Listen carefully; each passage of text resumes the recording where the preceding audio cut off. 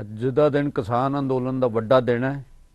ਅੱਜ ਕਿਸਾਨ ਅੰਦੋਲਨ 43ਵੇਂ ਦਿਨ ਦੇ ਵਿੱਚ ਦਾਖਲ ਹੋ ਗਿਆ ਤੇ ਕਿਸਾਨਾਂ ਨੇ ਫੈਸਲਾ ਕੀਤਾ ਸੀਗਾ ਕਿ ਕੇਂਦਰ ਸਰਕਾਰ ਦੇ ਉੱਪਰ ਦਬਾਅ ਪਾਉਣ ਲਈ ਇੱਕ ਵੱਡਾ ਜਿਹੜਾ ਟਰੈਕਟਰ ਮਾਰਚ ਕੀਤਾ ਜਾਏਗਾ। ਇਹ ਟਰੈਕਟਰ ਮਾਰਚ ਦਿੱਲੀ ਦੇ ਆਲੇ ਦੁਆਲੇ 4 ਥਾਵਾਂ ਦੇ ਉੱਪਰ ਸ਼ੁਰੂ ਹੋਇਆ ਹੈ। ਪਹਿला सिंधु बॉर्डर है ਜਾਂ कुंडली बॉर्डर कह लीए, उस तो बाद टिकरी बॉर्डर है, उस तो बाद फरीदाबाद वाली साइड है, उस तो नाल ही जिहड़ा चौथे पासे जिहड़ा गाजीपुर दा बॉर्डर है। साडी जिहड़ी टीम है इस वेले इन्हां सारे जिहड़े चारे बॉर्डरां दे उपर ये पहुंची हुई है। वो वख-वख थावां तो अपने जिहड़े है उत्थे दृश्य साडे दर्शकां दे सामने पेश कर रही है कि इस अंदोलन दे विच जिहड़े ट्रैक्टर मार्च चल रहा है, इस ट्रैक्टर मार्च दे विच बकायदा औरतां भी ट्रैक्टर चला रही ने। वड्डी गिणती दे विच ट्रैक्टर चलाउंदियां औरतां तुहानूं नज़र आ रही ने। उस दे नाल ही किसानां दे विच जोश है, किसान नारेबाजी भी कर रहे हैं।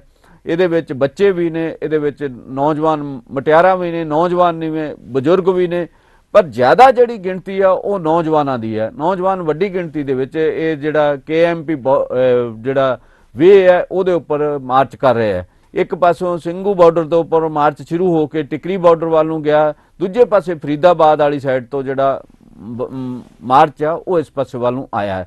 इस वेले साडे नाल मेरे सहयोगी जिहड़ी है नेहा शुक्ला भी है, उन्हां तो जानने की कोशिश करांगे कि वो उन्हां दा की व्यू है, वो किवें इस सारे जिहड़ा किसानी दा अंदोलन आ उहनूं किवें देख रहे हैं। इस इहदे विच औरतां जिहड़ियां विशेष जोश नाल बड़े हौसले नाल ट्रैक्टर चला रही ने, नाल नारेबाजी भी कर रही हैं। वो की इहदे बारे प्रतिक्रिया उन्हां दी नेहा जी। जी जम्मू जी, जिस तरह से नज़ारा देखने को मिल रहा है, महिलाओं का जो जोश है उसमें बेशक ये कहना होगा कि बहुत ही चरम पर है ये जोश। ये महिलाएं खुद को अंदर चुन्नी के अंदर ढाके हुए हैं लेकिन ट्रैक्टर चला रही हैं। कई महिलाओं को तो ऐसा देखा गया कि उन्होंने सनग्लासेस लगाए हुए हैं, तो उनको उनका जो पहनावा है ये भी दर्शाता है कि उनका जोश इस ट्रैक्टर मार्च के लिए कितना चरम पर है। बच्चों को लेकर निकली है ये महिलाएं ट्रैक्टर पर सवार होकर, और साफ ये दर्शा रहा है कि केंद्र की सरकार इनके हौसले के आगे उसे झुकना ही पड़ेगा। जो मांगे हैं MSP की कानूनी गारंटी की, और साथ ही साथ तीनों काले कानून जिसे कहते आ रहे हैं। एक जींद की महिला एकता मोर्चा है, उन्होंने ये कहा था कि जींद में ही महिलाओं की इतनी ज्यादा तादाद आगे आ रही है, उन्होंने ट्रैक्टर चलाना सीखा सिर्फ और सिर्फ इस ट्रैक्टर मार्च में हिस्सा लेने के लिए। तो इसी बात से आप जम्मू जी अंदाजा लगा सकते हैं कि महिलाओं की भागीदारी इस आंदोलन में कितनी ज्यादा हर गुजरते दिन के साथ बढ़ती जा रही है। महिलाएं पहले थोड़ी संख्या में आगे आई थी, लेकिन आज ये नजारा बता रहा है कि महिलाओं की जो आधी आबादी है वो कदम से कदम मिलाकर पुरुष किसानों के साथ चलना चाहती है। और यही बात है कि किसानों ने भी महिलाओं को आगे रखने में कोई कोताही नहीं बरती है। महिलाएं जगह जगह से, जिसको जहां से जगह मिल रहा है वहां से सुनियोजित तरीके से, मैं कहना चाहूंगी कि एक पूरे ही सुनियोजित तरीके से महिलाएं ट्रैक्टर चला रही हैं, और इन महिलाओं का साथ पूरी तन्मयता से दे रहे हैं इलाके के युवाओं की तरफ से जो प्रोत्साहना है वो महिलाओं को मिल रही है। और यही वजह है कि परिवार की महिलाएं बाहर आई हैं। आमतौर पर हरियाणा का ये कल्चर है जम्मू जी कि यहाँ पर महिलाओं को पर्दे में रखा जाता है। ज्यादातर महिलाएं अपना मुंह अपने दुपट्टे में ढककर ही बाहर निकलती हैं। तो ये महिलाएं जब हरियाणा से बाहर निकल रही हैं, सड़क पर एक्सप्रेस वे पर ट्रैक्टर चला रही हैं, अपने आप को, अपना चेहरा वो दुपट्टे में ढकी हुई है, लेकिन बच्चा भी साथ है ट्रैक्टर पर, और वो ट्रैक्टर की स्टीयरिंग पकड़ के बड़े ही आत्मविश्वास के साथ आगे बढ़ रही हैं। इरादा साफ है, इरादा नेक बता रही हैं कि अस्तित्व की लड़ाई है और हम केंद्र सरकार से हर हाल में जो अपनी मांगे हैं वो मनवाना चाहते हैं। जम्मू जी, साथ ही साथ हमारे साथ हरकीरत जी भी जगह जगह से नजर बनाए हुए हैं। मैं आपसे अनुरोध करूंगी कि आप उनसे भी जानिए कि वहां किस तरह से स्थिति बनी हुई है। कीरत जी, ਜਿਹੜੀ ਜਗ੍ਹਾ ਤੇ ਤੁਸੀਂ ਉੱਥੋਂ ਕਿਸ ਕਿਸਮ ਦਾ ਨਜ਼ਾਰਾ ਜਿਹੜਾ ਉਹ ਪੇਸ਼ ਹੋ ਰਿਹਾ ਹੈ, ਉਹਦੇ ਵਿੱਚ ਇਹ ਵੀ ਦੇਖਣ ਚ ਆਇਆ ਵੀ ਰਸਤੇ ਦੇ ਵਿੱਚ ਕਿਸਾਨਾਂ ਨੇ ਚਾਹ ਦੇ ਲੰਗਰ ਲਾਏ ਹੋਏ ਆ, ਕੀ ਨਜ਼ਾਰਾ ਹੈਗਾ? हाँ जी जम्मू जी, जिवें कि भारती किसान संयुक्त जिहड़ा मोर्चा सी उहदे विच दर्शनपाल होना जी ने पहले ही कह दिता था जिहड़ा मोर्चा ਕਿਸਾਨ ਜਿਹੜੀ ਰੈਲੀ ਹੈ ਟਰੈਕਟਰਾਂ ਦੀ, ਇਹਦੇ ਵਿੱਚ ਸਾਡੇ ਹੌਸਲੇ ਬੁਲੰਦ ਹੋਣਗੇ। ਜਿਹੜਾ ਉਹਨਾਂ ਦਾ ਬਿਆਨ ਆਇਆ ਸੀ ਉਸ ਤਰ੍ਹਾਂ ਹੀ ਦੇਖਣ ਨੂੰ ਮਿਲ ਰਿਹਾ, ਜਿਵੇਂ ਕਿ ਅਸੀਂ ਦੇਖ ਸਕਦੇ ਹਾਂ ਪੁਰਾਣੀਆਂ ਤਸਵੀਰਾਂ, ਜਿਹੜਾ ਸਾਡਾ ਪੁਰਾਣਾ ਪੰਜਾਬ ਸੀ, ਹਰਿਆਣਾ ਹਿਮਾਚਲ ਜਿਹੜਾ ਸੰਯੁਕਤ ਪੰਜਾਬ ਸੀ, ਉਹ ਜਿਹਾ ਮਾਹੌਲ ਸਾਨੂੰ ਦੇਖਣ ਨੂੰ ਮਿਲਿਆ। ਲੱਗ ਨਹੀਂ ਰਿਹਾ ਕਿ ਅਸੀਂ ਹਰਿਆਣਾ ਜਾਂ ਪੰਜਾਬ ਦੀ ਅਜਿਹੀ ਕੋਈ ਗੱਲ ਹੋਵੇਗੀ। ਸਾਨੂੰ ਪੁਰਾਣੇ ਪੰਜਾਬ ਦੀਆਂ ਤਸਵੀਰਾਂ ਸਾਡੇ ਸਾਹਮਣੇ ਆ ਰਹੀਆਂ। ਲੋਕਾਂ ਦਾ ਜਿਹੜਾ ਏਕਤਾ ਹੈ, ਪਿਆਰ ਹੈ, ਉਹ ਸਾਨੂੰ ਦੇਖਣ ਨੂੰ ਮਿਲਿਆ। ਸਭ ਤੋਂ ਵੱਡੀ ਗੱਲ ਇੱਕ ਜਿਵੇਂ ਪੰਜਾਬੀ ਦੀ ਕਹਾਵਤ ਹੈ, ਕਹਿੰਦਾ ਜੀ ਤੁਰਨਾ ਮੜਕ ਨਾਲ ਪਰ 2 ਪੈਰ ਘੱਟ ਤੁਰਨਾ ਪਰ ਤੁਰਨਾ ਮੜਕ ਨਾਲ। ਉਵੇਂ ਹੀ ਭਾਵੇਂ ਕਿ ਪੂਰੇ ਸੰਜਮ ਦੇ ਨਾਲ, ਸਹਿਜ ਦੇ ਨਾਲ ਟਰੈਕਟਰ ਮਾਰਚ ਜਿਹੜਾ ਉਹ ਕੱਢਿਆ ਜਾ ਰਿਹਾ। ਜੋਸ਼ ਬਹੁਤ ਹੈ ਲੋਕਾਂ ਦੇ ਵਿੱਚ। ਨਾਅਰੇਬਾਜ਼ੀ ਸਿਰਫ ਆਪਣਾ ਜਿਵੇਂ ਜੋਸ਼ ਵਾਸਤੇ ਹੀ ਕੀਤੀ ਜਾਂਦੀ ਹੈ, ਕੋਈ ਹੋਰ ਹੁੱਲੜਬਾਜ਼ੀ ਦੇਖਣ ਨੂੰ ਨਹੀਂ ਮਿਲ ਰਹੀ। ਜਿਹੜੀ ਲੰਗਰ ਦੀ ਪ੍ਰਥਾ ਹੈ ਉਹ ਤਾਂ ਪੰਜਾਬੀਆਂ ਵਿੱਚ ਸ਼ੁਰੂ ਤੋਂ ਹੀ ਪ੍ਰਚਲਿਤ ਹੈ। ਤੁਹਾਨੂੰ ਪਤਾ ਹੀ ਹੈ ਕਿ ਅਸੀਂ ਤਾਂ ਸਾਰੇ ਸੰਸਾਰ ਨੂੰ ਹੀ ਲੰਗਰ ਲਾਇਆ ਪੰਜਾਬੀਆਂ ਨੇ, ਅਸੀਂ ਆਪਣੇ ਆਪ ਲਈ ਤਾਂ ਵਿਵਸਥਾ ਕਰ ਹੀ ਸਕਦੇ ਨੇ। ਤੇ ਨਾਲ ਦੀ ਨਾਲ ਠੰਡ ਆ ਜਿਹੜੀ ਉਹ ਹੈਗੀ ਆ, ਭਾਵੇਂ ਕਿ ਦਿੱਲੀ ਦੇ ਬਾਰਡਰਾਂ ਤੇ ਠੰਡ ਜ਼ਿਆਦਾ ਹੈ, ਪਰ ਠੰਡ ਆ ਜਿਹੜੀ ਕੁਝ ਵਿਗਾੜ ਨਹੀਂ ਸਕਦੀ ਜਿਹੜਾ ਲੋਕਾਂ ਦਾ ਜੋਸ਼ ਆ ਉਹਦੇ ਅੱਗੇ। ਇੱਕ ਵੱਡੀ ਗੱਲ ਇਹ ਹੈ ਜੀ, ਜਿਹੜੀਆਂ ਔਰਤਾਂ ਦੀ ਸ਼ਮੂਲੀਅਤ ਹੈ, ਬਹੁਤ ਘੱਟ ਅੰਦੋਲਨ ਹੋਏ ਨੇ ਜਿਨ੍ਹਾਂ ਦੇ ਵਿੱਚ ਔਰਤਾਂ ਦੀ ਸ਼ਮੂਲੀਅਤ ਜ਼ਿਆਦਾ ਰਹੀ ਹੋਵੇ, ਪਰ ਵੇਖਣ 'ਚ ਆ ਰਿਹਾ ਵੀ ਔਰਤਾਂ ਹੁਮ-ਹੁਮਾ ਕੇ ਪਹੁੰਚ ਰਹੀਆਂ ਨੇ ਇਸ ਅੰਦੋਲਨ ਦੇ ਵਿੱਚ, ਆਪਣੀ ਸ਼ਮੂਲੀਅਤ ਵੱਡੀ ਸੰਖਿਆ ਦੇ ਵਿੱਚ ਕਰ ਰਹੀਆਂ ਨੇ। ਲੋਕ ਤਿਰੰਗੇ ਉਹਨਾਂ ਨੇ ਫੜੇ ਹੋਏ ਆ। ਭਾਰਤੀ ਜਿਹੜਾ ਸੰਵਿਧਾਨ ਆ ਉਹਦੀ ਲੋਕਤੰਤਰ ਤਰੀਕੇ ਦੇ ਅਨੁਸਾਰ ਸਹਿਜ ਦੇ ਵਿੱਚ ਰਹਿੰਦੇ ਹੋਏ, ਭਾਰਤੀ ਸੰਵਿਧਾਨ ਦੀਆਂ ਨਿਯਮਾਂ ਦੇ ਅਨੁਸਾਰ ਚੱਲਦੇ ਹੋਏ ਇਹ ਮਾਰਚ ਕੱਢਿਆ ਜਾ ਰਿਹਾ ਹੈ। ਤੇ ਬਾਕੀ ਕਿਸਾਨਾਂ ਦਾ ਇਹ ਵੀ ਕਹਿਣਾ, ਅਸੀਂ ਗੱਲਬਾਤ ਕੀਤੀ ਹੈ ਕਿਸਾਨਾਂ ਨਾਲ, ਉਹਨਾਂ ਦਾ ਕਹਿਣਾ ਕਿ ਇਹਦਾ ਸਿਰਫ ਇੱਕ ਟ੍ਰੇਲਰ ਹੈ, ਜਿਹੜੀ ਫਿਲਮ ਆ ਅਸੀਂ 26 ਜਨਵਰੀ ਨੂੰ ਦਿਖਾਵਾਂਗੇ। ਦਰਸ਼ਨਪਾਲ ਜੀ ਦਾ ਇਹੀ ਬਿਆਨ ਕਿਤੇ ਨਾ ਕਿਤੇ ਸਿੱਧ ਹੋ ਰਿਹਾ ਹੈ ਕਿ ਜਿਹੜਾ ਇਹ ਜੋਸ਼ ਆ ਲੋਕਾਂ ਦੇ ਵਿੱਚ ਇਸ ਰੈਲੀ ਨਾਲ ਵਧਿਆ, ਹੌਸਲੇ ਬੁਲੰਦ ਹੋਏ ਨੇ ਇਹਦੇ ਨਾਲ, ਕਿ ਇਹਦੇ ਨਾਲ ਇਹ ਵੀ ਵੇਖਿਆ ਜਾ ਸਕਦਾ ਕਿ ਕਿਤੇ ਨਾ ਕਿਤੇ ਕੱਲ ਨੂੰ ਦਬਾਅ ਹੈ ਜਿਹੜਾ ਉਹ ਕੇਂਦਰ ਤੇ ਪਵੇਗਾ ਇਸ ਜੋਸ਼ ਨਾਲ। ਕਿਉਂਕਿ ਜ਼ਿਕਰਯੋਗ ਹੈ ਕਿ ਦਿੱਲੀ ਨੂੰ ਜਿਹੜੇ 4 ਮੁੱਖ ਮਾਰਗ ਲੱਗਦੇ ਨੇ ਉਹਦੇ ਵਿੱਚ ਚਾਰੇ ਪਾਸੇ ਤੇ ਇਹ ਮਾਰਚ ਕੱਢਿਆ ਜਾ ਰਿਹਾ ਹੈ। ਟਿੱਕਰੀ ਤੋਂ ਸਿੰਘੂ ਬਾਰਡਰ ਦੀ ਦੂਰੀ ਲਗਭਗ 50 ਕਿਲੋਮੀਟਰ ਹੈ, ਤੇ ਉਸ ਤੋਂ ਇਲਾਵਾ ਗਾਜੀਪੁਰ ਤੋਂ ਜਿਹੜੀ ਪਲਵਮ ਬਾਰਡਰ ਆ ਉਹ ਤੋਂ 100 ਕਿਲੋਮੀਟਰ ਬਣਦਾ ਹੈ। ਸਭ ਤੋਂ ਵੱਡੀ ਗੱਲ ਜੰਮੂ ਜੀ ਇਹ ਹੈ, ਜਿਹੜੀ ਕਿਸਾਨਾਂ ਦੀ ਰਣਨੀਤੀ ਰਹੀ ਆ, ਇਹਦੇ ਵਿੱਚ ਜਿਹੜਾ ਟਰੈਕਟਰਾਂ ਨੂੰ ਟੋਕਨ ਨੰਬਰ ਦਿੱਤੇ ਗਏ ਨੇ ਵੀ ਟਰੈਕਟਰ ਆ ਜਿਹੜੇ ਇੱਕ ਦੂਸਰੇ ਨੂੰ ਓਵਰਟੇਕ ਨਾ ਕਰਨ, ਕੋਈ ਐਕਸੀਡੈਂਟ ਵਗੈਰਾ ਦਾ ਨੁਕਸਾਨ ਦਾ ਖਾਸਾ ਨਾ ਹੋਵੇ। ਉਹਦੇ ਵਾਸਤੇ ਸੰਜਮ ਦੇ ਵਿੱਚ, ਪੂਰੇ ਸਹਿਜ ਦੇ ਵਿੱਚ ਇਹ ਮਾਰਚ ਜਿਹੜਾ ਕੱਢਿਆ ਜਾ ਰਿਹਾ ਹੈ। ਬਹੁਤ ਸ਼ਲਾਘਾਯੋਗ ਹੈ ਕਿ ਭਾਰਤੀ ਸੰਵਿਧਾਨ ਦੇ ਅਨੁਸਾਰ, ਭਾਰਤੀ ਲੋਕਤੰਤਰ ਤਰੀਕੇ ਅਨੁਸਾਰ, ਅਨੁਸ਼ਾਸਨ ਦੇ ਰਾਹੀਂ ਵਧੀਆ ਤਰੀਕੇ ਨਾਲ ਇਹ ਜਿਹੜਾ ਮਾਰਚ ਹੈ ਕੱਢਿਆ ਜਾ ਰਿਹਾ। ਨੇਹਾ ਜੀ, ਇੱਥੇ ਕਿਸਾਨਾਂ ਦੇ ਅਸੀਂ ਦੇਖ ਰਹੇ ਹਾਂ, ਕਿਸੇ ਨੇ ਲਿਖਿਆ ਮਰ ਜਾਏਂਗੇ ਪਿੱਛੇ ਨਹੀਂ ਹਟेंगे, ਤੇ ਟਰੈਕਟਰਾਂ ਦੇ ਉੱਪਰ ਰੰਗ ਬਰੰਗੇ ਝੰਡੇ ਨੇ। ਇੱਕ ਕਿਤੇ ਤਿਰੰਗਾ ਹੈ, ਕਿਸੇ ਕਿਸਾਨਾਂ ਦਾ ਝੰਡਾ ਹੈ, ਕਿਸੇ ਥਾਂ ਦੇ ਲਾਲ ਰੰਗ ਦਾ ਝੰਡਾ ਹੈ। ਮਤਲਬ ਰੰਗ ਬਰੰਗੇ ਝੰਡੇ ਆ, ਮਤਲਬ ਇਹ ਭਾਰਤੀ ਦੀ ਜਿਹੜੀ ਡਾਈਵਰਸਿਟੀ ਆ ਉਹਨੂੰ ਰਿਪਰੈਜ਼ੈਂਟ ਕਰਦੇ ਨੇ। ਇਸ ਦੇ ਨਾਲ ਹੀ ਜਿਹੜੇ ਥਾਂ ਦੇ ਉੱਪਰ ਲੰਗਰ ਨੇ, ਮੇਰਾ ਖਿਆਲ ਇੱਕ ਥਾਂ ਦੇ ਬਾਲੂਸ਼ਾਹੀਆਂ ਦਾ ਵੀ ਕੋਈ ਲੰਗਰ ਸੀਗਾ। ਮਤਲਬ ਤਰ੍ਹਾਂ ਦਾ ਉਹਨਾਂ ਦਾ ਜਿਹੜਾ ਜੋਸ਼ ਵਧਾ ਰਿਹਾ ਜਿਹੜਾ ਇਹ ਉਹਨਾਂ ਨੇ ਨਾਰਾ ਲਾਇਆ ਵੀ ਮਰ ਜਾएंगे पीछे नहीं हटेंगे, ਇਹਦੇ ਤੋਂ ਤੁਸੀਂ किस किस्म ਦਾ ਉਤਸ਼ਾਹ देखते हो? जी जम्मू जी, बिल्कुल आपने सही बात कही है कि जो लंगर है, कहीं बाबूशाही का लंगर चल रहा है, तो खाने पीने की जो चीजें हैं, किसानों को खासकर जो आंदोलन पर बैठे हैं उनको किसी तरह की कोई कमी ना हो, हरियाणा ने इसमें पूरा अपना योगदान शुरू से दिया है। शुरुआत से ही देखा जाए कि जिस तरह से अगर पंजाब के ही किसान बड़ी तादाद में हरियाणा के रास्ते से दिल्ली पहुंचे, वो राशन लेकर आए, लेकिन बार बार यही सामने आया कि उनका राशन बंद पैकेट में ही पड़ा रहा। लेकिन हरियाणा के किसानों ने कहा कि आप हमारे बड़े भाई की तरह हैं और आप हमारे घर अतिथि की तरह आए हैं। आंदोलन में हम पूरा सहयोग तो कर ही रहे हैं, लेकिन साथ ही साथ आपकी आओ भगत भी हमारा ही जिम्मा है, और यही वजह है कि दूध के दूध वहां पर पहुंच रहे हैं। खाने पीने की कोई कमी नहीं हो रही है। हरियाणा का सिर्फ किसान ही नहीं, लगभग हर वर्ग अपने तरफ से पूरा समर्थन कर रहा है, पूरा सहयोग दे रहा है। जम्मू जी, यही बात है कि खाने पीने की कोई कमी नहीं है, टेंट की सुविधाएं की जा रही है, कंबल दिए जा रहे हैं। हर घर से जिस तरह से मदद दी जा सकती है, जिसकी जितनी सामर्थ्यता है, क्षमता है, उस हिसाब से वो मदद कर रहा है।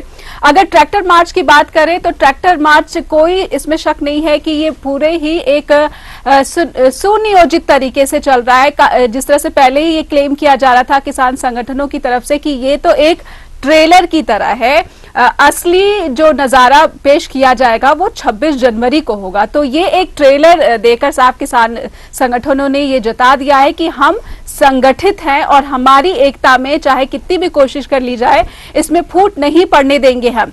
हरियाणा के किसानों को, खासकर महिलाओं के बारे में ये कहा जा रहा था, खुद मुख्यमंत्री मनोहर लाल खट्टर ये कह रहे थे कि हरियाणा के किसान इस विरोध में शामिल ही नहीं है। लेकिन बार बार इस तरह की जब तस्वीरें सामने आती हैं तो ये साफ बता देती है कि हरियाणा का किसान ही नहीं, हरियाणा का हर परिवार, खासकर महिलाएं इस आंदोलन में बढ़ चढ़कर हिस्सा ले रही है। पहले ही ये बार बार कहा जा रहा था कि जींद से बड़ी तादाद में महिलाएं ट्रैक्टर मार्च में शामिल होंगी और आज ये साबित हो गया कि ये सिर्फ बातें ही नहीं थी बल्कि ये करके दिखाया है महिलाओं ने। उन्हें बाकायदा ट्रेनिंग दी गई थी। कहा गया था कि 250 से ज्यादा की तादाद में महिलाएं आगे आई हैं, ट्रैक्टर चलाने की ट्रेनिंग ले रही हैं। और कई महिलाएं इनमें से ऐसी भी थी जम्मू जी जो कि पहले ही अपने खेतों में ट्रैक्टर चलाती रही हैं, लेकिन कई महिलाओं ने खासकर इसी ट्रैक्टर मार्च के लिए ट्रेनिंग ली थी। कई महिलाओं को मैंने देखा कि वो सनग्लासेस भी पहनी है। और कलरफुल झंडे की जो आप बात कर रहे हैं उस पर मैं ये जोड़ना चाहूंगी कि ये झंडा इस बात का भी प्रतीक है कि ये आंदोलन इतना ज्यादा बड़ा स्वरूप ले चुका है कि इस आंदोलन के जरिए हर क्षेत्र की जो अपनी अपनी मांगे थी, जो अपनी अपनी समस्याएं हैं, उनको भी सामने लाने की कोशिश की जा रही है। इसीलिए चाहे वो छोटी इकाई हो, चाहे छोटी संस्था हो, सब अपने अपना बैनर अपने अपने ट्रक के ऊपर लटका कर चल रहे हैं और ये दर्शाने की कोशिश कर रहे हैं कि ये मुख्य मांग तो है ही, लेकिन साथ ही साथ हमारी ये भी समस्याएं हैं, उन पर भी सरकार को गौर करना चाहिए। तो छोटी बड़ी हर समस्याएं आगे पेश की जा रही है। जो नाराजगी सरकार से है, चाहे केंद्र सरकार से है, चाहे राज्य की मनोहर लाल खट्टर सरकार से है, तो ये सब अब खुलकर सामने आ रहे हैं। क्योंकि जो एक बात मैं ਤੁਹਾਡੇ ਤੋਂ ਜਾਣਨਾ ਚਾਹੁੰਦਾ ਵੀ ਔਰਤਾਂ ਨੇ ਜਿਵੇਂ ਫੇਸ ਟਕੇ ਹੋਏ, ਨੱਕ ਤੱਕ ਫੇਸ ਟਕੇ ਹੋਏ, ਕੀ ਇਹ ਮਾਸਕ ਹੈ ਜਾਂ ਇਹ ਜਿਹੜਾ ਪਰਦਾ ਹੈ ਇਹਨੂੰ ਕੀ ਕਿਹਾ ਜਾਵੇ, ਇਹ ਕਰੋਨਾ ਤੋਂ ਹੈ ਜਾਂ ਵੈਸੇ ਹੀ ਜਿਹੜੀ ਉੱਥੇ ਪ੍ਰਥਾ ਹੈਗੀ ਚਿਹਰਾ ਢੱਕਣ ਦੀ, ਘੁੰਗਟ ਦੀ ਪ੍ਰਥਾ ਹੈਗੀ ਹੈ, ਉਹ ਹੈ ਜਾਂ ਕੀ ਹੈ? मतलब चेहरा पूरी तरह नहीं टकिया होया, मतलब ये तो तेन की लगता? जी जम्मू जी, बिल्कुल आपने सही बात उठाई। क्योंकि दौर कोरोना का चल रहा है तो ये भी कहा जा सकता है कि महिलाओं ने कोरोना के जो दिशा निर्देश है उनका भी पालन वो कर रही है। लेकिन ये जो है जो पहनावा है हरियाणा की महिलाओं का, ये एक सांस्कृतिक पहनावा है। जब भी महिलाएं बाहर निकलती हैं घर से तो वो हमेशा अपना जो चेहरा है वो ढककर ही बाहर निकलती हैं।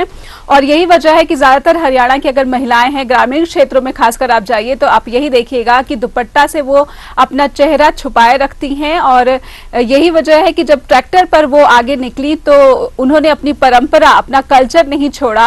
बेशक अब वो आगे से आगे आ रही हैं और आंदोलन में पूरा अपना सहयोग दे रही हैं, लेकिन कल्चर के साथ ही वो आगे बढ़ना चाहती हैं। तो जम्मू जी, दोनों ही स्थिति में ये पहनावा आप देख पा रहे हैं कि कोरोना पैंडेमिक में भी चेहरा ढकना पड़ता है, लेकिन ये सांस्कृतिक पहनावा प्राथमिक तौर पर है। हरकीरे जी, काफी गिनती ਦੇ ਵਿੱਚ ਬੱਚੇ ਵੀ ਸ਼ਾਮਲ ਨੇ, ਉਹ ਵੀ ਗੱਲਬਾਤ ਕਰ ਰਹੇ ਆ, ਉਹ ਵੀ ਨਾਅਰੇਬਾਜ਼ੀ ਕਰ ਰਹੇ ਆ, ਉਹ ਵੀ ਆਪਣੇ ਮਾਪਿਆਂ ਦਾ ਜਿਹੜਾ ਸਾਥ ਦੇ ਰਹੇ। ਕੀ ਬੱਚਿਆਂ ਤੋਂ ਤੁਹਾਨੂੰ ਕੀ ਸੰਕੇਤ ਮਿਲਦਾ ਵੀ ਸਾਰੇ ਪਰਿਵਾਰਾਂ ਦੇ ਪਰਿਵਾਰ ਉੱਥੇ ਪਹੁੰਚੇ ਹੋਏ ਆ? ਕੀ ਦੇਖੋ ਜੀ, ਪੰਜਾਬੀ ਦਾ ਇੱਕ ਮੁਹਾਵਰਾ ਹੈ ਕਿ ਪੰਜਾਬ ਦੇ ਜੰਮਿਆਂ ਨੂੰ ਨਿਤ ਮੁਹਿੰਮਾਂ।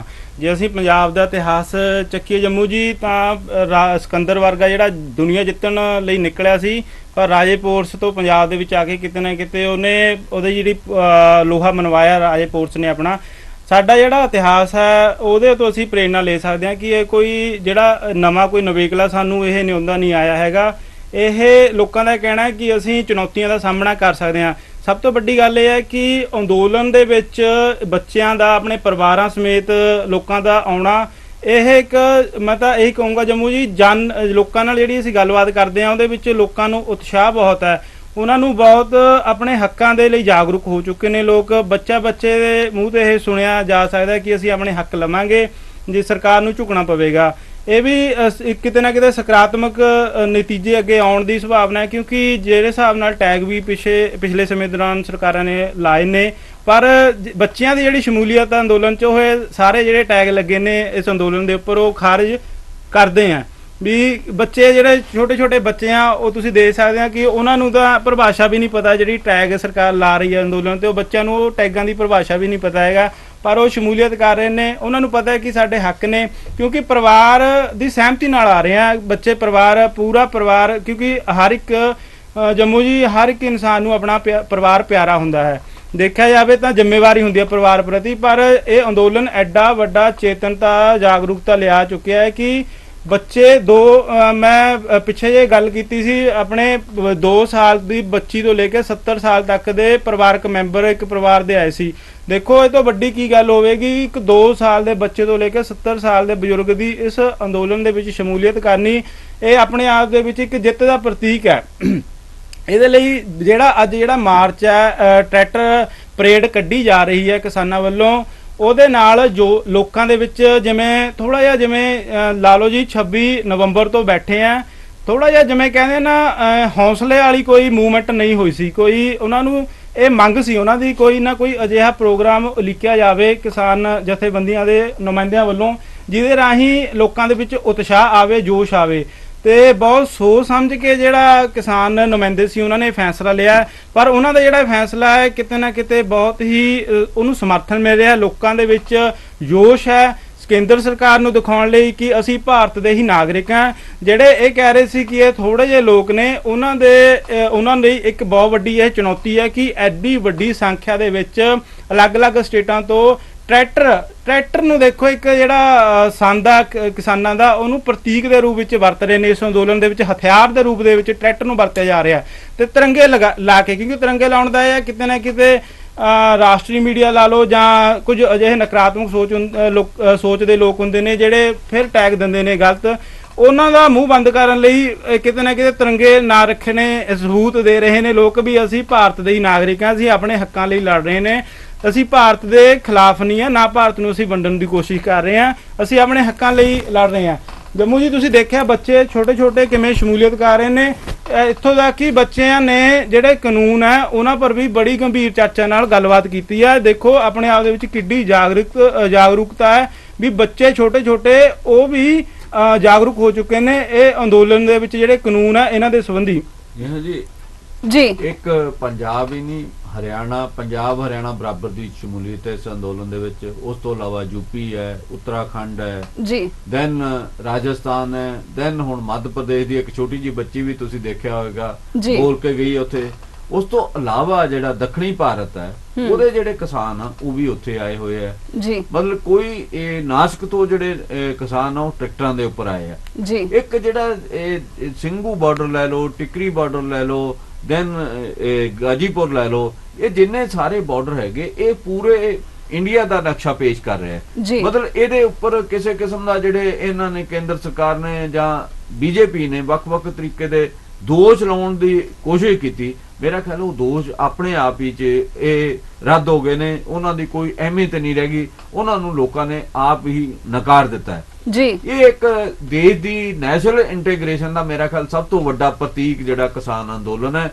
ਇਹਦੇ ਬਾਰੇ ਕਿਸੇ ਕਿਸਮ ਦੀ ਵੱਖਵਾਦ ਦੀ ਗੱਲ ਕਰਨਾ, ਅੱਤਵਾਦ ਦੀ ਗੱਲ ਕਰਨਾ, ਖਾਲਿਸਤਾਨ ਦੀ ਗੱਲ ਕਰਨਾ ਜਾਂ ਕੋਈ ਹੋਰ ਗੱਲ ਕਰਨਾ ਬੇਮਾਇਨੇ ਹੈ, ਬੇਤੁਕੀ ਹੈ ਜੀ। ਇਹ ਜਿਹੜਾ ਕੇਂਦਰ ਸਰਕਾਰ ਜਿਹੜੀ ਹੈ ਜਾਂ ਬੀਜੇਪੀ ਇਸ ਅੰਦੋਲਨ ਨੂੰ ਵੱਖਵਾਦੀ ਅੰਦੋਲਨ ਕਹਿ ਕੇ ਰੱਦ ਨਹੀਂ ਕਰ ਸਕਦੀ ਜੀ। ਇਸ ਕਰਕੇ ਜਿਹੜੇ ਰਾਜਨਾਥ ਸਿੰਘ ਜਿਹੜੇ ਆਪਣੇ ਕੇਂਦਰੀ ਆਪਣੇ ਰੱਖਿਆ ਮੰਤਰੀ ਨੇ, ਉਹਨਾਂ ਨੇ ਸਪਸ਼ਟ ਤੌਰ ਤੇ ਕਿਹਾ ਵੀ ਸਾਨੂੰ ਇਹਨਾਂ ਨੂੰ ਖਾਲਿਸਤਾਨੀ ਨਹੀਂ ਕਹਿਣਾ ਚਾਹੀਦਾ, ਸਾਨੂੰ ਇਹਨਾਂ ਨੂੰ ਅੱਤਵਾਦੀ ਨਹੀਂ ਕਹਿਣਾ ਚਾਹੀਦਾ, ਇਹਦੇ ਤੋਂ ਗਰੇਜ਼ ਕਰਨਾ ਚਾਹੀਦਾ ਹੈ। ਇਹ ਕੋਈ ਸਹੀ ਸੰਗਿਆ ਨਹੀਂ ਹੈਗੀ, ਸਹੀ ਨਾਂ ਨਹੀਂ ਹੈਗਾ। ਇਹ ਕਿਸਾਨ ਨੇ ਤੇ ਉਹ ਆਪ ਵੀ ਕਹਿੰਦੇ ਰਹੇ, ਪਹਿਲਾਂ ਵੀ 2013 ਦੀ ਇੱਕ ਥਾਂ ਤੇ ਉਹ ਧਰਨਾ ਸੀ ਕਿਸੇ ਨੇ ਲਾਇਆ, ਉਹਦੇ ਚ ਜਾ ਸ਼ਾਮਲ ਹੋਏ। ਉਹ ਕਹਿੰਦੇ ਕहीं भी धरना हो मैं तो वहीं पहुंच जाता हूँ। पर एक मुश्किल आ वो इत्थे मेरा ख्याल अज 43 दिन हो गए राजनाथ सिंह दे भी घर तो कोई बहुत दूर नहीं, 25-30 किलोमीटर दूर दी ते ਇਹ ਧਰਨੇ ਲੱਗੇ ਹੋਏ ਆ। ਉਹਨਾਂ ਨੂੰ ਇਹਨਾਂ ਦੇ ਵਿੱਚ ਆਉਣਾ ਚਾਹੀਦਾ ਜੇ ਉਹਨਾਂ ਦੀ ਪੁਰਾਣੀ ਕਿਸਾਨੀ ਦੀ ਵਾਲੀ ਗੱਲ ਦੇਖੀ ਜਾਵੇ, ਪਰ ਅਜੇ ਤੱਕ ਇੱਥੇ ਨਹੀਂ ਆਏ। ਉਹਨਾਂ ਬਿਆਨ ਜ਼ਰੂਰ ਇਸ ਤਰੀਕੇ ਦਾ ਦਿੱਤਾ ਹੈ। ਤੁਹਾਨੂੰ ਇਹ ਕੀ ਲੱਗਦਾ, ਮਤਲਬ ਇਹ ਜਿਹੜਾ ਮਿੰਨੀ ਭਾਰਤ ਦਾ ਨਜ਼ਾਰਾ ਜਿਹੜੇ ਇਹ ਸਾਰੇ ਜਿਹੜੇ ਥਾਵਾਂ ਦੇ ਉੱਪਰ ਧਰਨੇ ਇਹ ਪੇਸ਼ ਕਰ ਰਿਹਾ ਹੈ, ਇਹਦੇ ਤੋਂ ਕੇਂਦਰ ਸਰਕਾਰ ਕੋਈ ਸਬਕ ਸਿੱਖੇਗੀ ਜਾਂ ਬੀਜੇਪੀ ਲੀਡਰ ਕੋਈ ਸਬਕ ਸਿੱਖੇਗੀ ਇਹਨਾਂ ਨੂੰ ਮਾਓਵਾਦੀ ਕਹਿਣ ਦਾ ਜਾਂ ਗਲਤ ਧਾਰਨਾ ਦੇਣ ਦਾ? ਇਹਦੇ ਬਾਰੇ ਤੁਹਾਡਾ ਕੀ? जी जम्मू जी, एक बात शुरू से जो बीजेपी है या फिर कह ले कि जो केंद्र सरकार ने मेंटेन करके रखा है कि वो किसानों से सीधे सीधे कोई मुकाबला नहीं करना चाह रही है।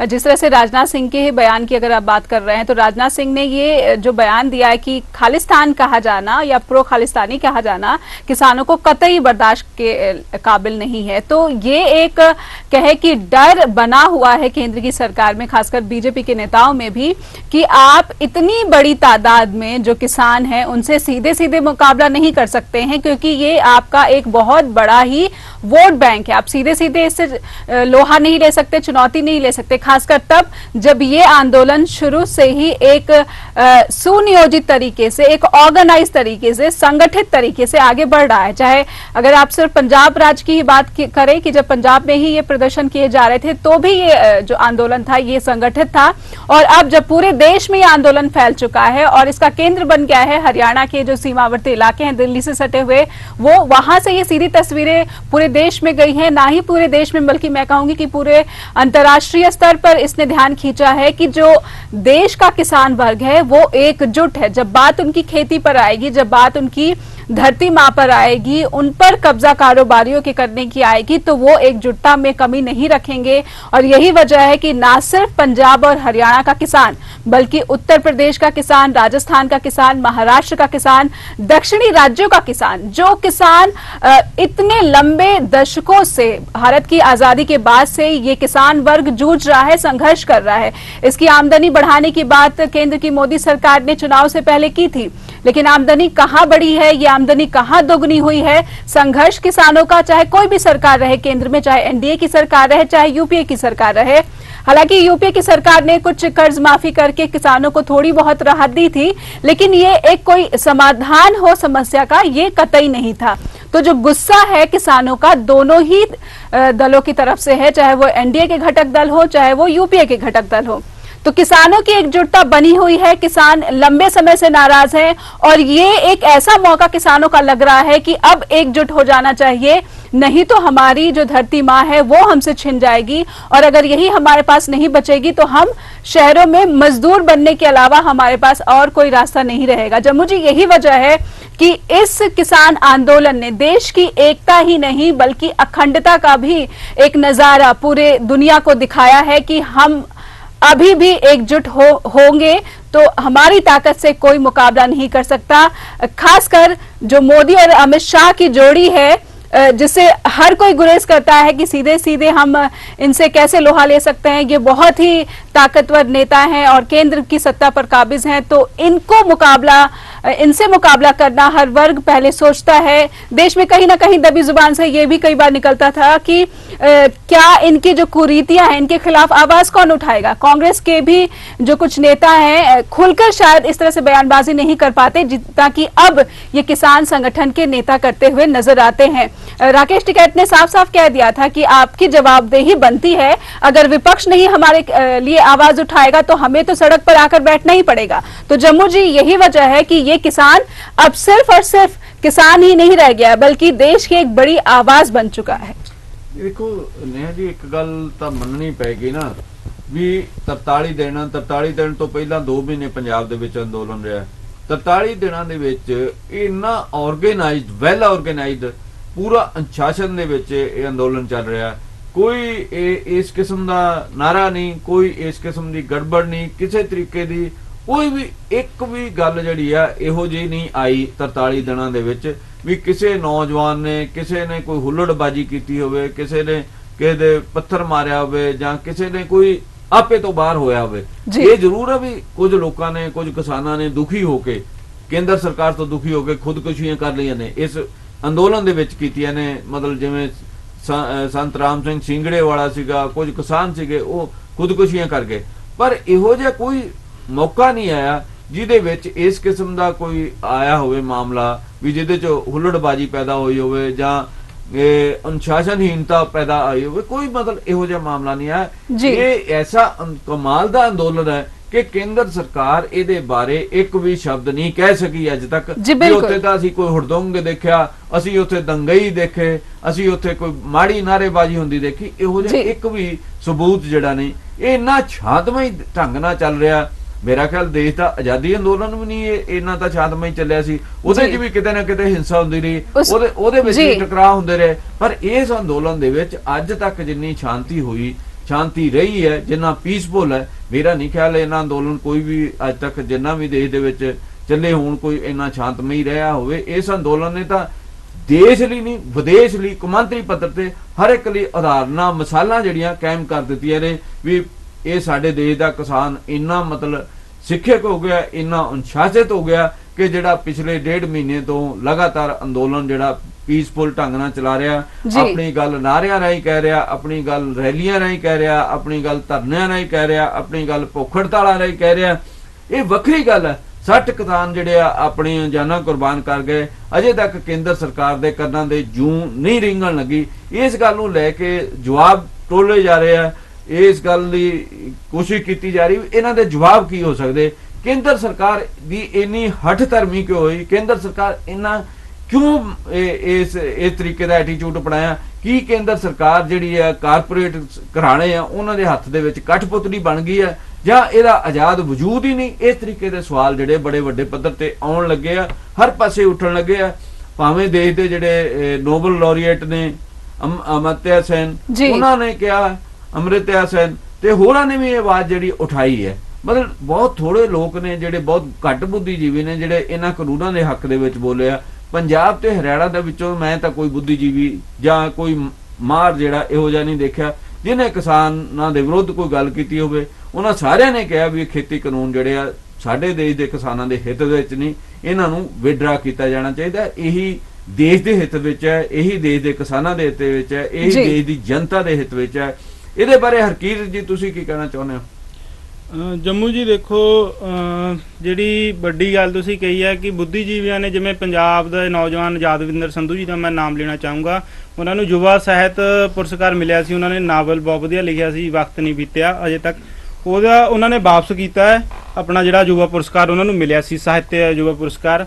ਬਹੁਤ ਵੱਡੀ ਮਤਲਬ ਆਪਣੇ ਆਪ ਦੇ ਵਿੱਚ ਇੱਕ ਇਹ ਤੋਂ ਵੱਡੀ ਉਦਾਹਰਨ ਕੀ ਹੋਊਗੀ ਕਿ ਆਪਣੇ ਜਿਹੜਾ ਸਮਾਨ ਵਾਪਸ ਕਰਨਾ ਹੈ। ਅਜੇ ਹੋਰ ਬਹੁਤ ਸਾਡੇ ਕੋਲ ਉਦਾਹਰਨਾਂ ਨੇ, ਉਹਨਾਂ ਨੇ ਆਪਣੇ ਪੁਰਸਕਾਰ ਵਾਪਸ ਕੀਤੇ ਨੇ। ਤੇ ਜਿਹੜੇ ਭਾਰਤੀ ਸਾਬਕਾ ਫੌਜੀ ਹੈ ਉਹਨਾਂ ਨੇ ਵੀ ਆਪਣਾ ਕਿਤੇ ਨਾ ਕਿਤੇ ਆ ਕੇ ਸਮਰਥਨ ਪੂਰਾ ਜ਼ਾਹਿਰ ਕੀਤਾ।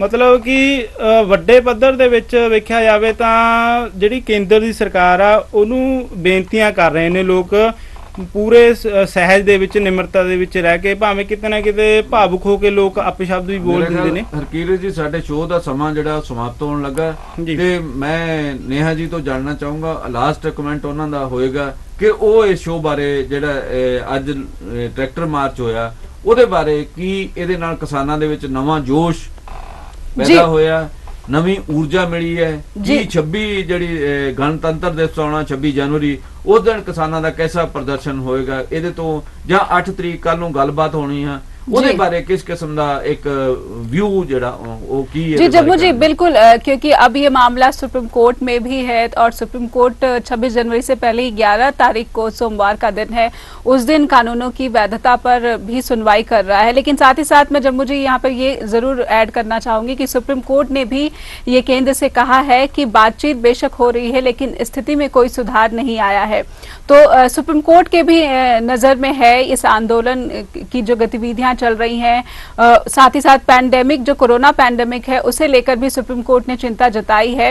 लेकिन किसानों को प्रदर्शन का अधिकार है, इस बात से सुप्रीम कोर्ट ने पहले ही अपनी जो है साफ कर दिया है कि किसानों को प्रदर्शन का अधिकार है।